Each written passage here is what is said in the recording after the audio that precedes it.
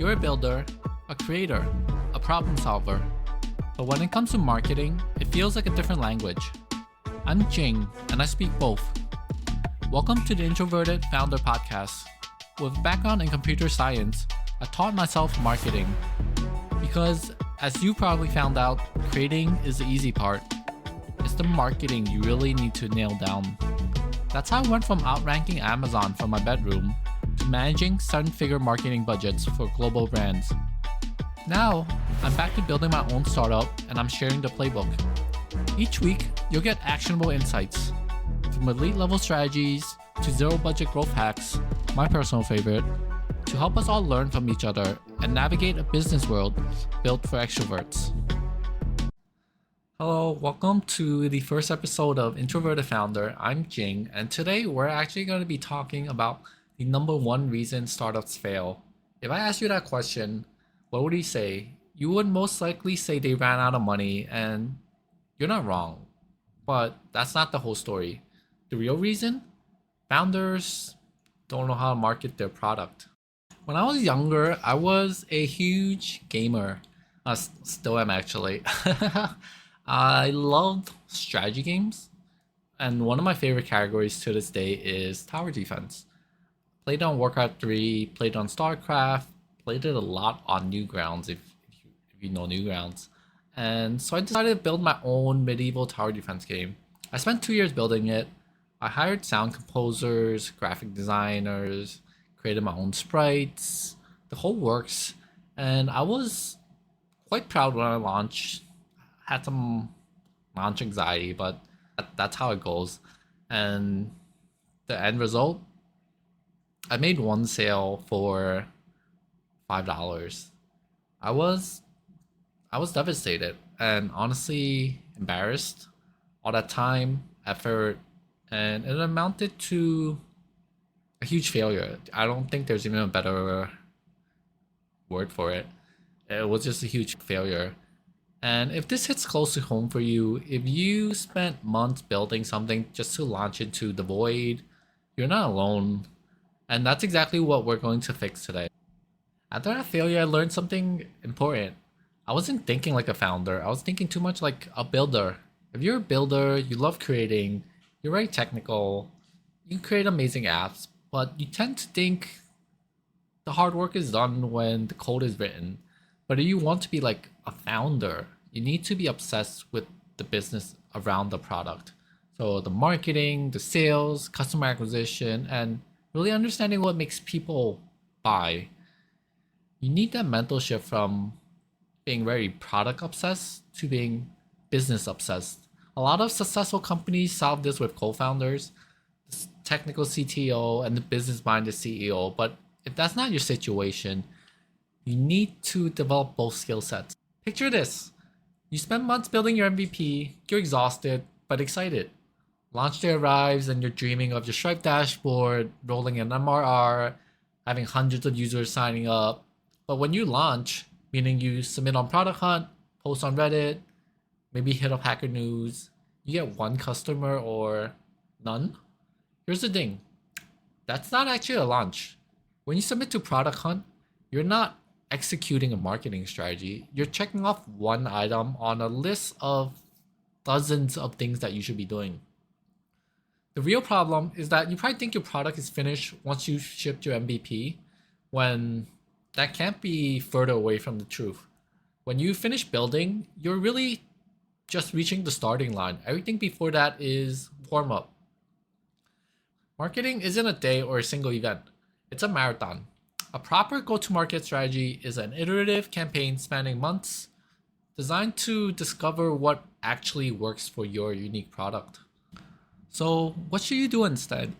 I have one piece of advice that's going to be hard for you to hear. It's to stop building. I know you want to build one more feature that will surely attract new users. Then when that doesn't work, it's because you're missing another feature. But the truth is, building won't suddenly bring you new users. Instead, you need to stop and step into a founder marketer mindset for a week. During this week, your only goal is to create marketing experiments that you could test systematically. But first, you'll need to answer these foundational questions. And they might sound basic, but if you're a technical founder, you've probably skipped them. One, who is your core audience? It's not small businesses, it's not CEOs. You want to be specific. E-commerce stores on Shopify with under 20K in revenue, WordPress developers building for local plumbing businesses. Ideally, the more targeted, the better, but bear in mind the market size. And two, what is their number one pain point? What are you actually solving for them? How are you making their life measurably better? Think beyond features. What's the real impact you're making? So, for example, if you're building a new email platform, you're not solving email for them. You might be saving them hours per day sorting through spam. You might be eliminating anxiety missing important messages. Or you might be helping them maintain relationships with a better follow up system for cold emailing. So think in terms of what you're actually solving for them. That's not a feature. I know when you're building, it's easy to think in terms of features because you spent weeks or months building these features.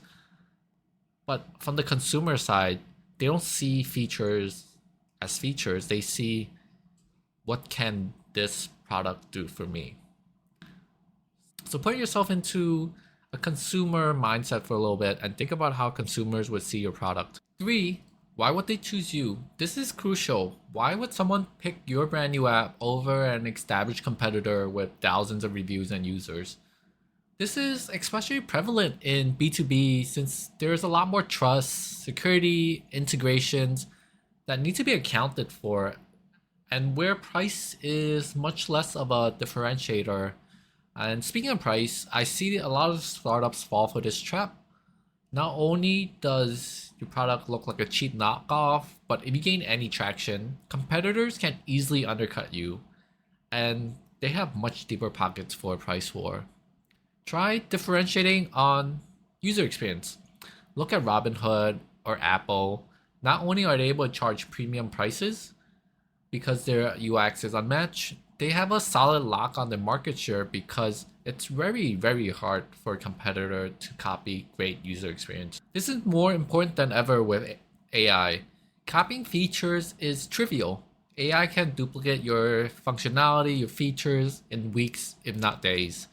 But replicating a great UI, user experience, it's still uniquely very human, at least for now.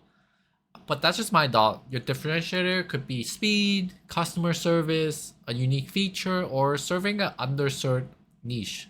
The key is you want an answer that's not just we're cheaper. Four, what are your resources? You need to be realistic about your budget and timeline. You'll need a massive marketing budget, but if you could spare even a few $100s, it will really help you to understand your customer acquisition costs and be able to test whether your landing pages actually convert or not. If you're bootstrapped with no budget, you will probably want to focus on time intensive strategies like content creation, community building, or direct outreach. The key is really knowing what you have to work with before you start planning the experiments. And once you've answered all these foundational questions, it's time to build your experiments. These experiments should be low cost, especially if you're bootstrapped, untapped or low competition, and most importantly, unique and creative. Don't just copy what everyone else is doing. Every founder is posting on Product Hunt, sharing on Reddit, posting on X. You need to find channels and strategies that are untapped and not oversaturated. And obviously, this is a lot easier said than done, right? One way of doing this is you start by asking, where does your audience actually hang out? Then start thinking creatively on how you can reach them there. The best growth hacks often feel weird or too small at first, but that's what most founders get wrong about these experiments. Your goal isn't to get 10,000 customers overnight. Your goal is to experiment and collect data. In your experiments, track what message actually resonated, what caused users to sign up, and what channels actually drove quality traffic. So not just visits, users that actually converted. Use these learnings from each experiment to improve your landing page, your messaging copy, and your product to fit what users are actually looking for. This becomes a snowball effect that eventually leads to product market fit. You really just need one experiment to work. So one channel, one audience, one message that actually connects. Then you double down on what's working and stop doing what's not. Rinse and repeat. Let's recap. Most founders fail because they're stuck in a builder mindset. They believe in a launch day fantasy, and when it doesn't materialize, they assume their product failed. The reality, marketing is a process, not an event. It takes months of hard work to find what works. You need to stop thinking about launch day and start thinking about continuous small experiments. Refrain your mindset from getting thousands of users overnight to learn something valuable each day or each test.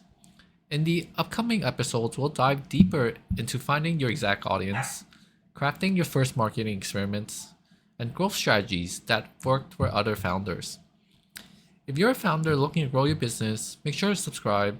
And if you want to connect with other founders on this journey, join our free community at oddsrabbit.com/c/introverted founder. I'm Jing, and this is episode 1 of The Introverted Founder, and hopefully I'll see you again soon.